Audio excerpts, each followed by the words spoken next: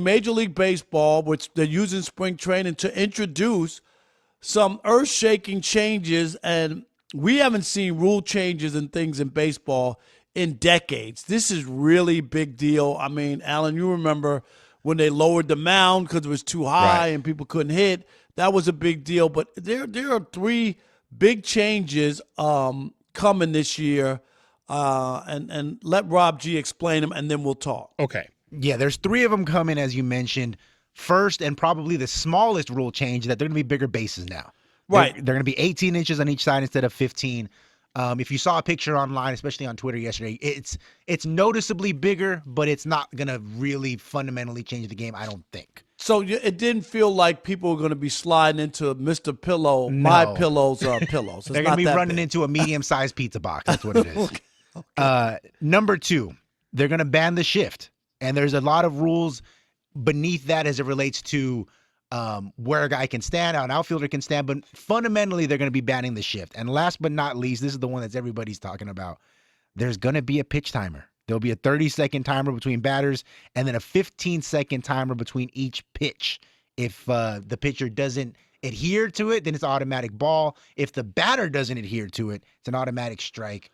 And those, in a nutshell, are the three changes that'll be unveiled this week at spring training.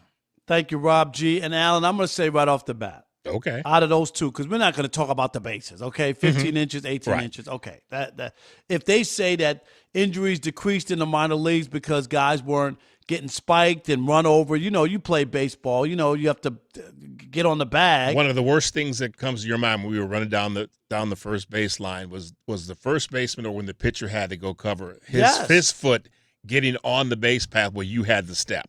I mean, it is. We've seen it, and it hurts, with spikes. So we get that part. I'm not going to debate that. I think that's fine. But the one right off the bat, I'm not with the pitch timer. I'm just, Alan, I love baseball. When I go to a game, I'm expecting 3 hours, 3.5 hours. I'm not looking for a 2-hour game. That's not baseball. I mean, because if that's what you want, just play a running clock, and in 2 hours, whoever's leading, the game's over. Is that really what you want?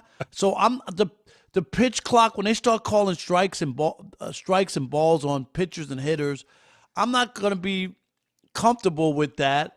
I understand it would be nice to move the game along, but I think a lot of these changes are for people who don't like baseball, and I think you better be very careful with tinkering with the game where you have the people who really love the sport to where they get turned off, that their game, what they're used to and what they've seen and witnessed and watched and gone to the ballpark for, is changing to appease an outside group to try to get them interested. I don't know who this is for, because I'm not expecting a 2-hour game. Where are you on the pitch timer? I think where this started, somewhere between the 70s, the 80s, we lost a part of the game that it just automatically was the way it was in terms of timing.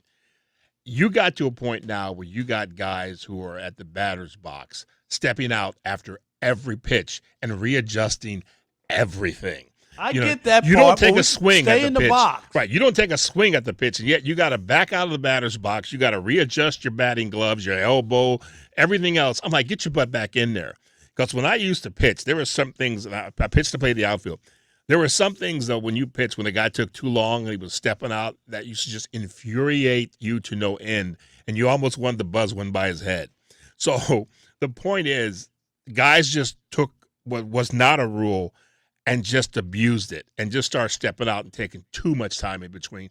So if you could somehow, and I understand it's an overreaction to some extent to speed them up that much. Because you could just tell people you can't step out of the box. Right. Like you once you're in the box, you got to stay in the box. Because I get that, Alan, that part.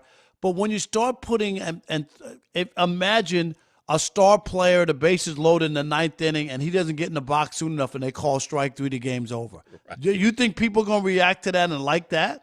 No, it's going to be a tough one to get used to. But like I said, there should have been, you should never have allowed it to get to that point anyway, like you said, where guys were stepping out after every pitch, readjusting everything. It should have been, the umpire should have said, you got to get your butt back in here. Now, get your butt back in the box. Here's the one I love, banning the shift. Oh, I hated the shift. I hated the shift, and here's what I hear a lot of people say. Well, Alan, they're major league hitters, and the left side of the infield's open. They should just hit a dribbler down third base. I don't want to see my hitters, big-time hitters, dribbling the ball down third base. That's not what baseball is. It doesn't make sense to have 4 infielders on the right side taking away hits. Alan, we need base runners. We need action on the base pass, and that's what the shift did.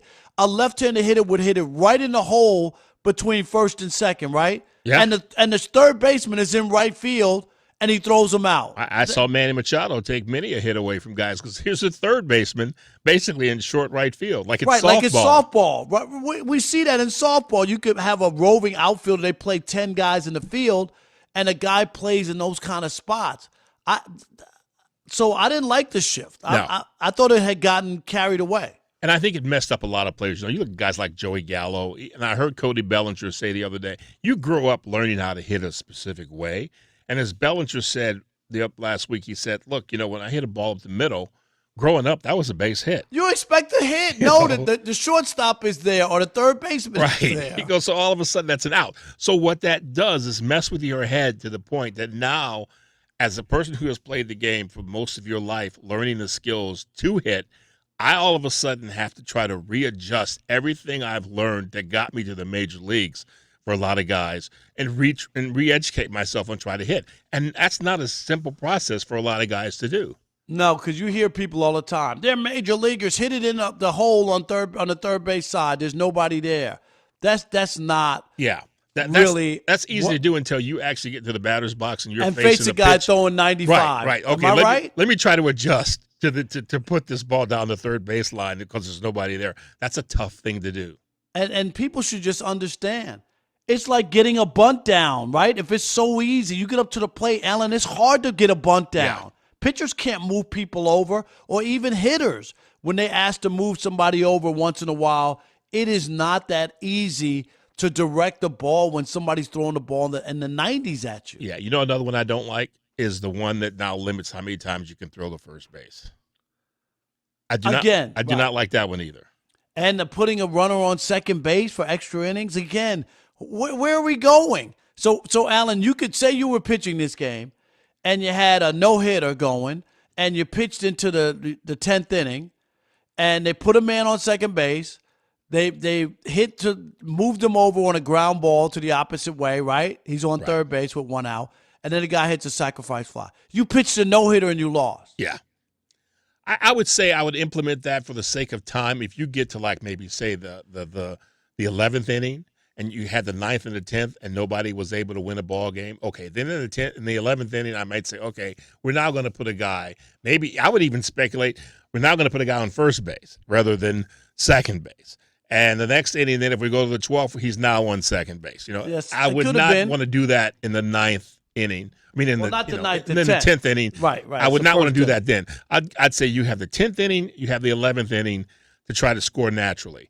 If on the 12th inning, we're going to put a guy on one of those bases, and then we're going to try to speed this game up.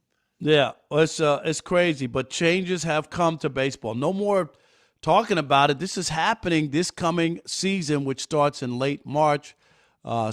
Pitchers and catchers have arrived all over Florida and Arizona. And, yes, the football season's over, Super Bowl's done, and baseball is starting up. And Alan and I are both excited. But we want to hear from you. 877-99 on Fox, 877-996-6369.